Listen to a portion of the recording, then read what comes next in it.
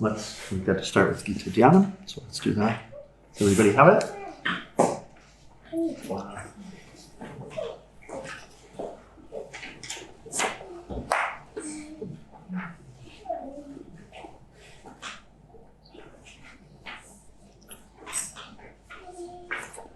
O Bhagavad Gita, by which Arjuna was illumined by Lord Krishna himself, and which was composed of 18 chapters within the Mahabharata by the ancient sage Vyasa. O Divine Mother, destroyer of rebirth, who showers the nectar of oneness on us, O Bhagavad Gita, my affectionate mother, on thee I meditate.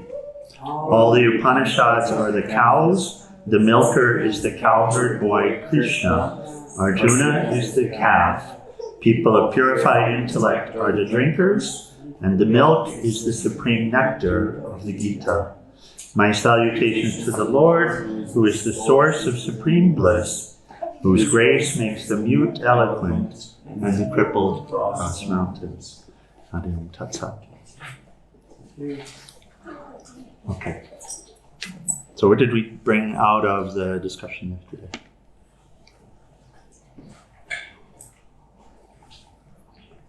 It was only 24 hours, I'm sure.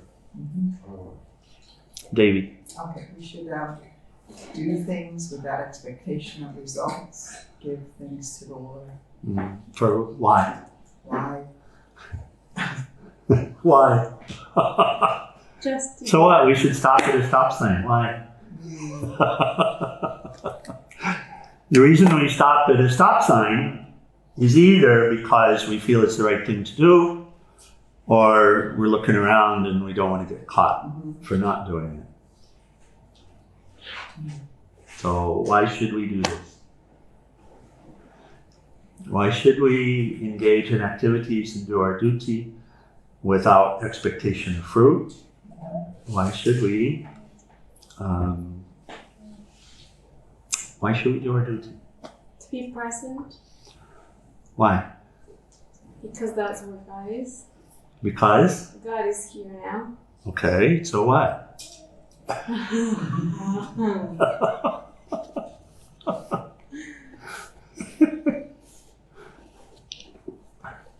To have peace of mind. Because the alternative sucks. Yeah.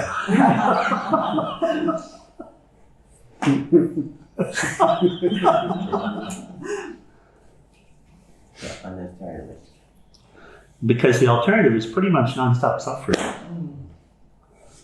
Okay, we get breaks. We get breaks. But do we recognize the difference between having inner peace and being centered and knowing what to do, and being disintegrated? And being torn asunder, and always by seeing something getting pulled to it or feeling something and running away from it.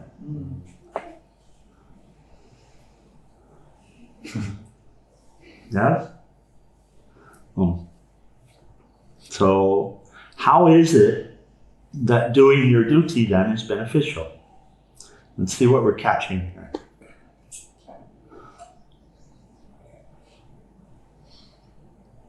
Hari, how is it that doing your duty, doing what's in front of you, dealing with what's in front of you, how is it that it's beneficial?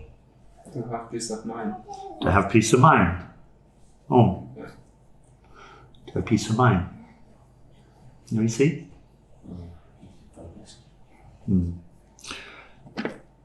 So what is yoga? Two definitions of yoga that we've covered so far. Give us one of them. Kartikeya. Well, it's right. Yoga is? Nika.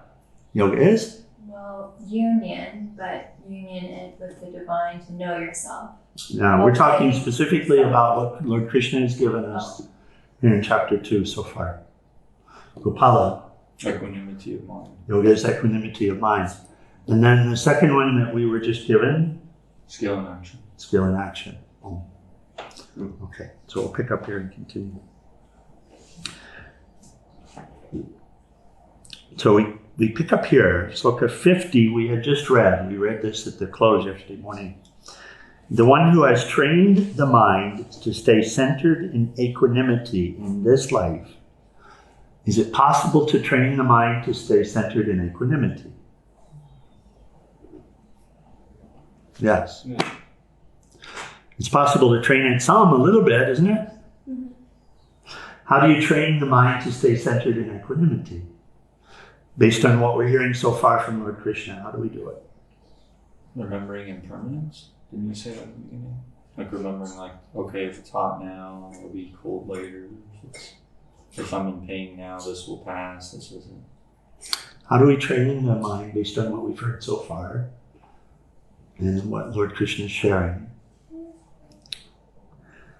to stay centered in equanimity? With what do you train the mind?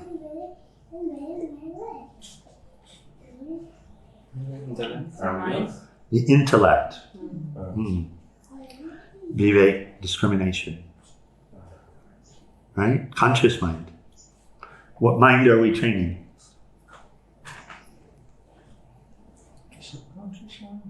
The subconscious mind. Okay.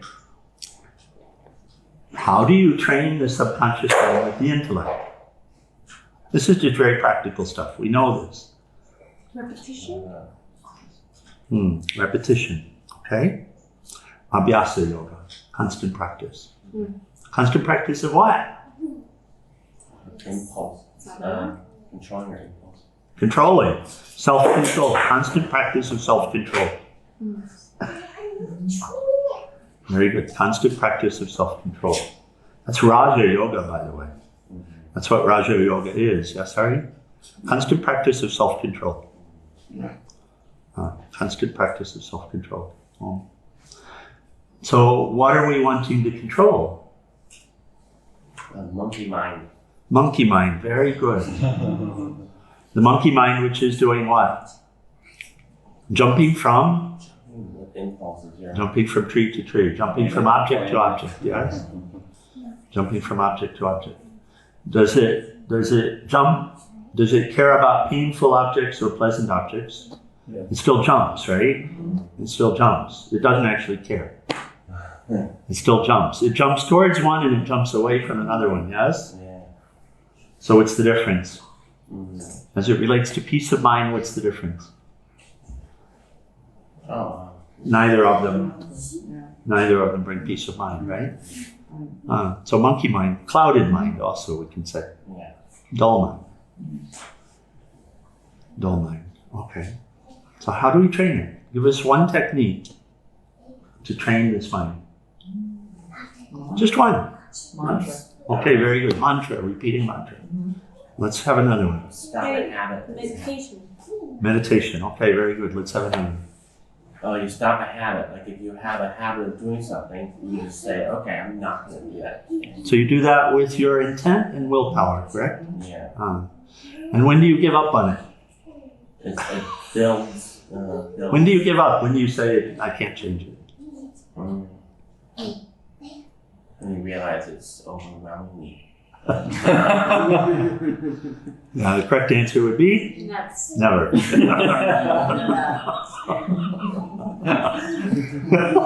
It would have to be. If you're wanting to have peace. If you're wanting to be at peace. If you're wanting to be balanced. Okay, very good. I'd say introspection, like knowing what I'm dealing with. Introspection, to know what you're dealing with. Very good. Yeah. It's called swadhyaya in Sanskrit. Self-study, introspection. The one who has trained the mind to stay centered in equanimity in this life has cast aside both good and evil karma. Therefore, by all means, practice yoga. Perfection in action is yoga. So that's this one. You can say we read it yesterday. We'll take the commentary. And here Swamiji says, I often quote this shloka as a definition of yoga. Yoga karma su kaushalam. Perfection in action is yoga. An act becomes perfect when you do it with all joy and without expecting anything in return. Did we catch yesterday he gave the example of two people carrying a bag, right? One is the porter carrying the bag for money and happiness. The experience of joy is only coming, sorry? From the money. From the money, yeah. So if I don't get money, I'm unhappy. Or angry. Yeah. If I get That would be most of us. If you look, and this is introspection to see what expectations you have. To look and see what expectations you have. Because most of us have given our happiness to someone else. And for us to be happy, it'll only be a moment, and it'll only be if they do what I expect them to do. If they react or respond the way I expect them to. If they say the words that I want to hear. Oh, I love to hear this. I love it when people say this to me. So if you don't say it, I wait in anticipation of it. Most of us have given the keys to our happiness to someone else. Or to some other experience. It's really true, isn't it? Yeah. Yeah. If he doesn't pay the child support, I can't be happy. Look at the stuff, look at the things that we give away. Look at what we become victims to. Yeah. So, right? Expectation of others.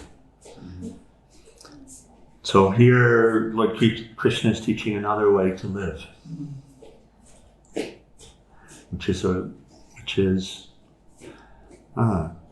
so who are you carrying that bag for? And what is your expectation from it? So the second example he gave, who was the person carrying the bag for? Do you remember? His what? His friend. And what did he expect in return?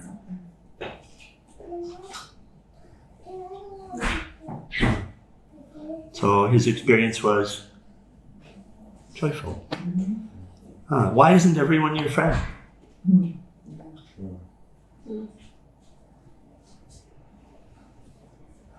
When we talk about satsang and coming to satsang and all this, I mean, these basic things we say, you don't live for yourself, don't do it for yourself. Why isn't someone here your friend? And why don't you do it for them joyfully? You see, we're stuck in stuff. We're stuck in things. We're blocked. We're blocked. We're expecting something. We're wanting something. We're wanting something out of someone or out of the experience or something like that. We're wanting to do only what makes us happy. This is the practicality of the teaching of the Bhagavad Gita. We don't say this to make anyone feel bad. We're saying this in order for us to see this is not a battlefield far away. This Kurukshetra is not in ancient India. Right? It's not. It's right here, right now. It's inside of us. It's these two forces pulling on us. One, Guru doing best to lift us up out of the muck, to be that lotus, to come up out of the muck, to come out of this mud in purity, in sanctity, in these virtues, in joy. So Guru is reaching down into this darkness, into this pit that we found ourselves in, and we're thinking we're not in a pit. And we don't need any help. But what's our life? Expectations. My God, if you guys go a day without someone saying something good about you, you pout.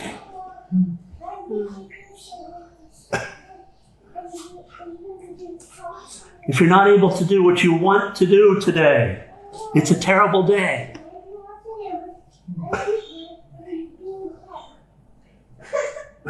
That's the muck. That's the muck, that's the filth. And we're wanting to be lifted up out of it.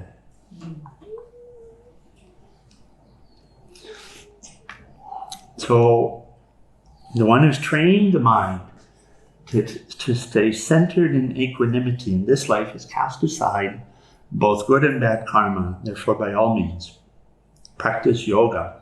Perfection in action is yoga. He's not talking about on the mat, you know. He's talking about dealing with our own inner person. Right? So, and then Swamiji deals with this question. He says, all other acts, wonderful they are, however beautiful they look, whatever religious label they get, are still imperfect acts because they will affect the mind. Then you are not free from the feeling of profit or loss. Right? The feeling of profit or loss. I got something or I didn't get something. And look how subtle that is. You might ask, why can't I do something and get some merit? You say to let go of all the results, but what about good results? What's wrong with that? And Sri Krishna's reply is that whether they are good or bad, they are going to bind you because the cause of birth and death is karma, actions and reactions, both bad and good. If you ask, how about the good acts? It's like a bird saying, take away this dirty steel cage and give me a nice golden one. It looks prettier, but it's still a cage. You are born as a result of meritorious deeds also, the fruits of which you want to taste. It's better to renounce the fruits of all of your actions. It doesn't mean don't do good deeds. Of course you must do good deeds. But it means don't expect something for it. Do it for the sake of doing it. Karma Yoga, adopt that attitude of this is my friend, I'm doing this for my friend. Of course I want nothing in return. And just do it to do it. Right? And then you're free. This is what Lord Krishna is saying. And then you're free. You're free in this birth. You're free. This is it's a secret, it seems. But it's an open secret. It's just one that we have, it's Maya, you know, it's Maya. We have so much stuff that we're holding on to. These little expectations. I just want an acknowledgement. I've worked so hard the last year for this ashram or for this or for that. And I just want to hear that I've done a good job. It seems so simple and innocuous. But it will prevent you from having peace of mind. And therefore it will prevent you from being happy. And it will prevent you from being free in this birth. And you'll come back again with unfinished business. So it seems so simple. It seems so little, doesn't it? But to Krishna, Krishna will call us out and say, no, no, no. You don't want even that, my child. Because you and I are one. You and I are one. And this is a glorious life. And I want you to be able to experience who you really are. I want you to be free of this cage.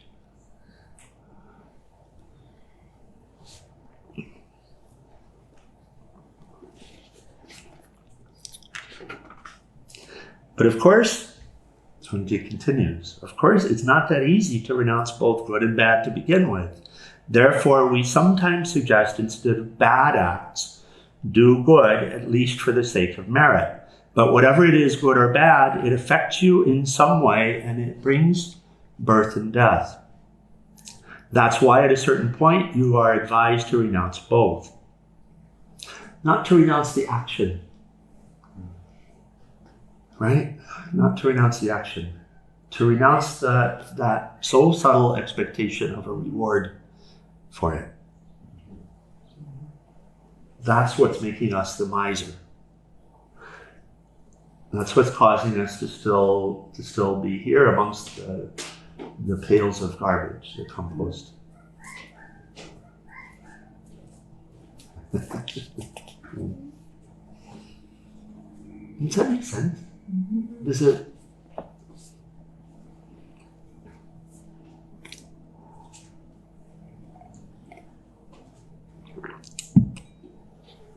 Does it seem like a big deal? Yeah.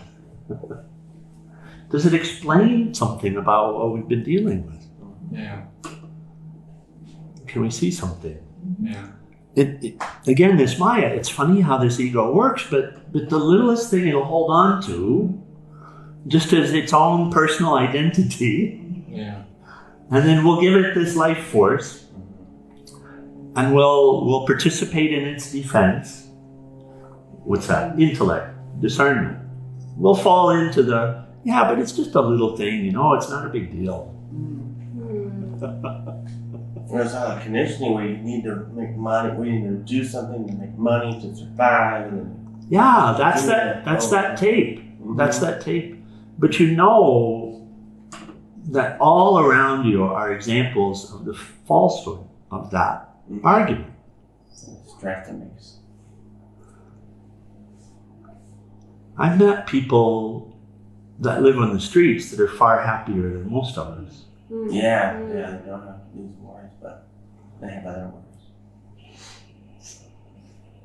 But I'll tell you the other thing is that we were having a conversation yesterday about being homeless. If you really allow yourself to be homeless, then you find yourself home everywhere.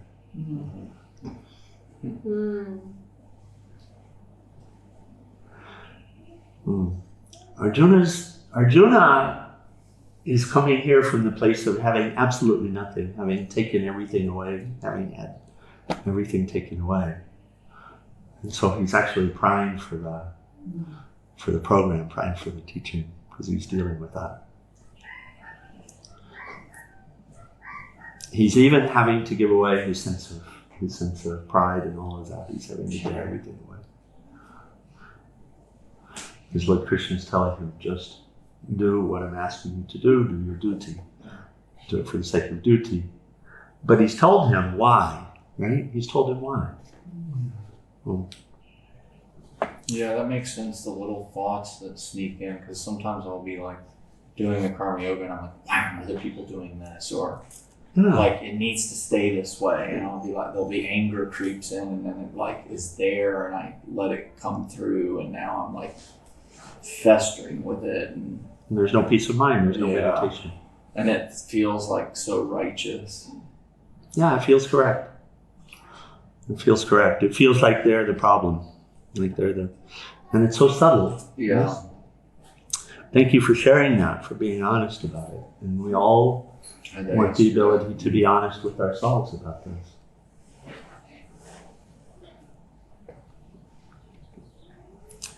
So he continues with this guidance. He says, that's why at a certain point you're advised to renounce both. Swami Chinmayananda in his Geeta, he deals with this concept of renunciation so beautifully. He speaks of it not as the renunciation of fruit, but the renunciation of the anticipation of fruit. Renouncing the expectation of fruit, renouncing that anticipation of fruit. In other words, just a pure doing for the sake of doing. Of course doing what's right, of course doing what's beneficial, because everyone here is your best friend. Everyone here is God. Everyone here is Krishna. Whether they act like it or not, if they don't act like it, they've probably forgotten too.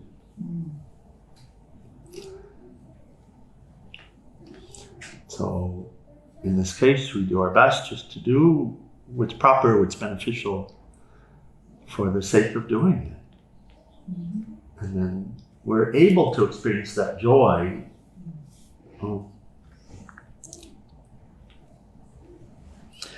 Now we come to the most important and oft-quoted section of the second chapter, the Shtishta Pranya Lakshana, the description of the enlightened person. Arjuna says, you seem to be talking a lot about Samkhya and Yoga, the theory and the practice.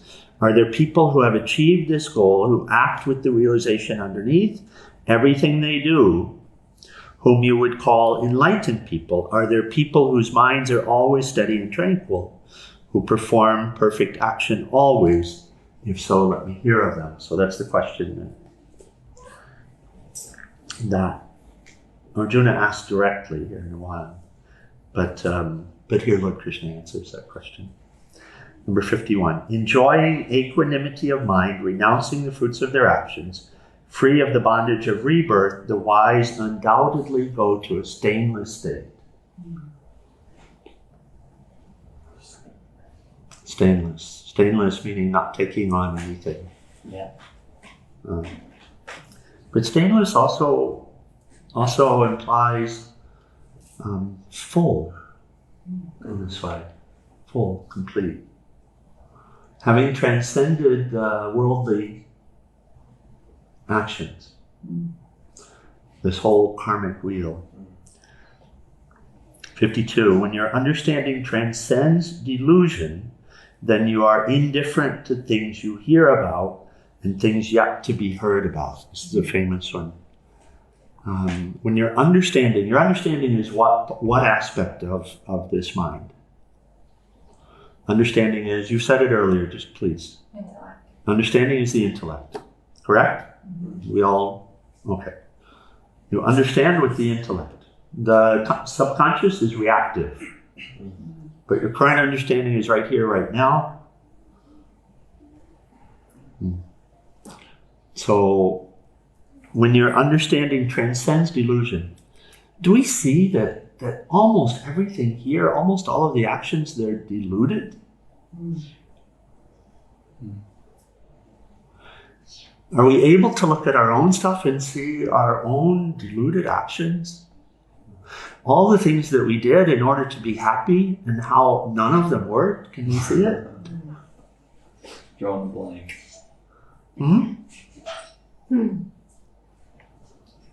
Can you see? Can you see the disappointment of life that comes in? Yeah. So why did you do what you did if it wasn't going to lead to happiness? Why did you do it? Just tell the truth. Why did you do it? I thought it would. Because you thought it would. You were right or wrong? Wrong. I was wrong. Because I didn't know. Ignorance. Is it true? Ignorance. I didn't know. So my actions were born of delusion. Right? Can you see it? Can you see it? Oh my God, I have a wealth of stuff to draw on, so I suspect all of us do.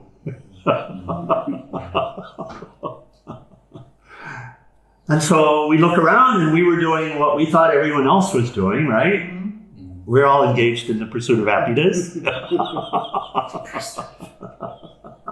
Well, that's the U.S. Constitution, Yeah. you know. Yeah. We're able to pursue our happiness. They came out with a movie Yes. where at the end he like becomes rich and he's like, he's all happy now. Yes. Yes. Delusion? Probably. Well, you can see that it is. Can't you? Yeah. So that's not speaking of, not speaking ill of anyone or anything like that, but now, does your understanding begin to transcend this delusion? Do we begin to understand that continuing in actions in this way with this expectation will not result in happiness? Do we have current understanding of this? Oh, yeah. Yeah, I mean. Yeah. Yes? Yeah. Yeah. Okay. So this is what he's speaking to. So your understanding has transcended the delusion. This is really this process of enlightenment. Your understanding, your conscious mind, your vivek, your discernment says, this doesn't make any sense. Right? Living this way doesn't make any sense. Yes? It's just a habit. So then what do you say? Then what do you say? when it pops up again. Then what do you say? You say it's just a habit, so it's okay? No, I mean, it's got I asked for habit guidance. force. Show me how Show me how. To what? Change. To change. Yeah. What's the prayer? Serenity prayer, please. Oh, God, grant me the serenity to accept the things I cannot change, the courage to change the things that I can, and the Wisdom. wisdom to know the difference. To know the difference. You see how related, right? Yeah. So, and what can I change? That's, my mind. yeah. I can change my mind. Thank That's you, all I Lord. say. Yeah. We can choose our own actions. What Krishna is dealing with, we recognize, I can change this. I can do this. I can do this. He's not telling us it's easy, but this is where we are. And so he says, when your understanding transcends delusion, then you are indifferent to things you hear about and things yet to be heard about. What does that mean? Practically, that means when you understand what will not lead to fulfillment or happiness or completion, then, and everyone around you and all of the objects around you are involved in that pursuit of what you've come to know will not lead to peace, will not lead to happiness. What's your interest level in all that stuff? Is it the same? Does it go up or does it go down? Yes. It goes down, right? So you come to the place where you're not disturbed by it any longer because your understanding has transcended the delusion. You don't want it anymore. You don't want to participate. You don't want to waste the energy to go for the same old stuff. You don't, right? No, I don't need you to say something nice to me. I just want to serve. You know, Swami Satchidananda had SB40, Shubit 40. So this story comes. People would say such wonderful things about Swami Satchidananda. He didn't want to hear it, but they would say it anyway. So he would go back to his kutir, and he knew the potential for the ego to flare up. So he would take one of his shoes, and he would strike himself on the back 40 times, and he would say, "You love to hear that, don't you? You love it when people tell you how magnificent you are, don't you? Wow." Wow. Because he didn't want anything arising like that ever again. That's not bad. So it was a tapas, it was a very interesting tapas that he had taken on. This is the story that we're told, in order to make sure that he didn't fall back into those habits again. So he also tells us that sadhana, while we're in this body, sadhana needs to continue. You don't say, okay, I'm done. Because the tendencies can still pop up. But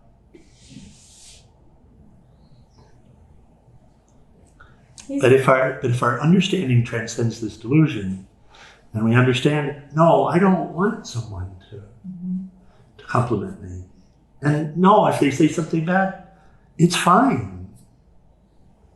It's fine. How can that affect me? So that's understanding. The reactions will still be something else, but can you train that reactive mind to react in different ways? You can, can't you? Yeah. Oh, and that's the rest of this teaching, by the way, of Bhagavad Gita, is how to train this reactive mind to come into the light, to respond and react to the situations in the light, how to integrate this person back into the light. Oh, you had a question. Is it okay is to just appreciate compliments? I would say, finally, no.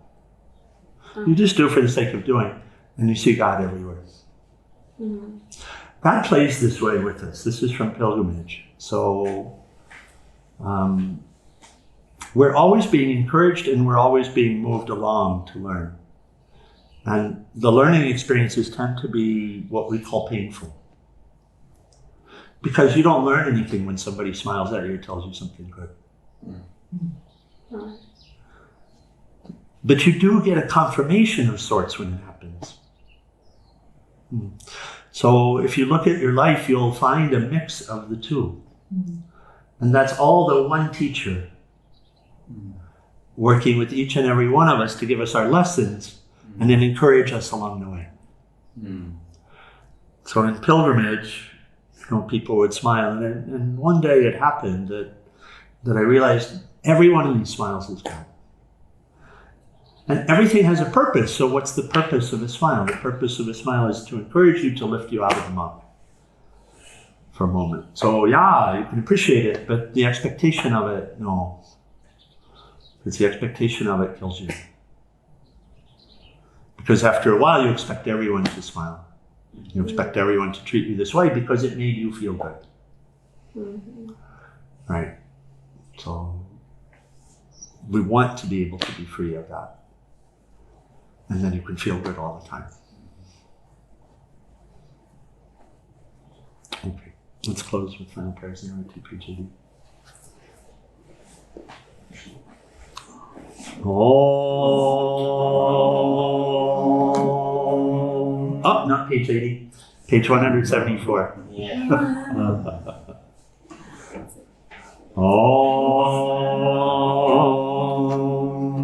Om Trayambakam Yajamahe Sugandhim Pushtivarnam Orvai Rukniva Bandhanan Mrityur Mokshiyamam Mritata Om Trayambakam Yajamahe Sugandhim Pushtivarnam Orvai Rukniva Bandhanan Mrityur Mokshiyamam Mritata Om Trayambakam Yajamahe Sugandhim Pushtivarnam Orvai Rukmiva Bandhanan Mrityur Mokshiyamam Mritata Om Sarvesham Swastir Bhavatu Sarvesham Shantir Bhavatu Sarvesham Purnam Bhavatu Sarvesham Mangalam Bhavatu Sarve Bhavantu Sukhinaha Sarve Shantir Niramaya Sarve Bhadrani Pashyantu